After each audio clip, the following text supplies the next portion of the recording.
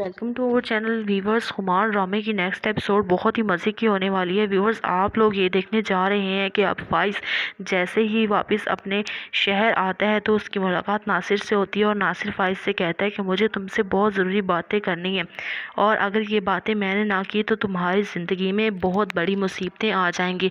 जिस पर फाइज कहता है कि मुझे तुम जैसे घटिया लड़के की कोई बात नहीं सुनी। तुम जैसे घटिया शख्स सिर्फ़ और सिर्फ एक दूसरे को जलील करने के लिए होते हो और तुम जैसे लड़कों की बातें सुनकर मैं अब मज़ीद अपना टाइम ज़ाया नहीं करना चाहता।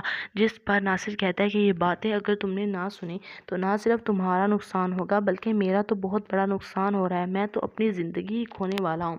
जिस पर फाइज कहता है कि क्या बकवास करनी है, जल्दी करो, मेरे पास टाइम नहीं है, मुझे और भी काम बहुत करने हैं। जिस पर नासिर कहता है कि हरीम का कोई कसूर नहीं था, हरीम तो बाकिरदार और सच्ची लड़की थी, उसने तुमसे बहुत सच्ची मोहब्बत की थी, इतनी सच्ची मोहब्बत कि वो कभी भी तुम्हारे साथ कोई धोखाधड़ी करने की कोशिश भी नहीं कर सकती थी। तुम्हारी माँ ने मुझे बहुत बड़ी रकम दी थी हरीम को बदनाम करने की। वो मुझे ये बताती थी कि हरीम अब अपने घर जा रही है, हरीम ये कर रही है, हरीम वो कर रही है और तुम इस तरह करो, तुम इस तरह वीडियो बनाओ, इस तरह काम करो कि हरीम को फ़ाइज़ खुद घर से निकाल दे। और तुम्हारी माँ ने मुझे ये सब कुछ करने को कहा था। जिस पर फ़ाइज़ को बहुत गुस्सा आता है। वो कहता है कि तुम मेरी माँ पर इल्ज़ाम लगा रहे हो, तुमने सोचा भी कैसे कि तुम मेरी माँ पर इतने घटिया इल्ज़ाम लगाओगे। जिस पर फ़ाइज़ कहता है कि मैं तुम्हारी बातों पर कैसे यकीन कर लूँ। नासिर कहता है कि तुम मेरी बातों पर यकीन नहीं करोगे, इसी वजह से मैं तुम्हारे लिए पूरे सबूत लेकर आया और वो सारी वीडियोस, वो सारे क्लिप्स और वो सारे मैसेजेस फाइज को दिखा देता है और उससे कहता है ये देखो, ये है हकीकत, ये हकीकत है जो तुम्हारी माँ ने तुमसे छुपाई। तुम्हारी माँ ने तुम्हें यूं जलील करवाया और उस अच्छी लड़की पर इल्ज़ाम लगाकर उसे घर से निकाल दिया।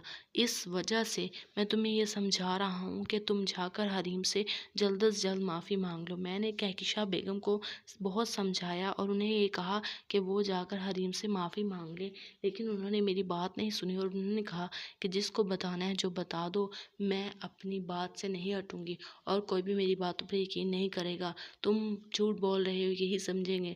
फ़ाइज़, मैं तुम्हें यही बताना चाहता हूँ, हरीम बहुत अच्छी लड़की है, वो तुमसे सच्ची मोहब्बत करती थी, लेकिन मुझे अफ़सोस है कि तुम्हें उसका साथ देना चाहिए था। तुमने उसकी मोहब्बत पर यकीन नहीं किया और उस पर भी इल्ज़ाम लगाकर उसे धक्के देकर निकाल दिया।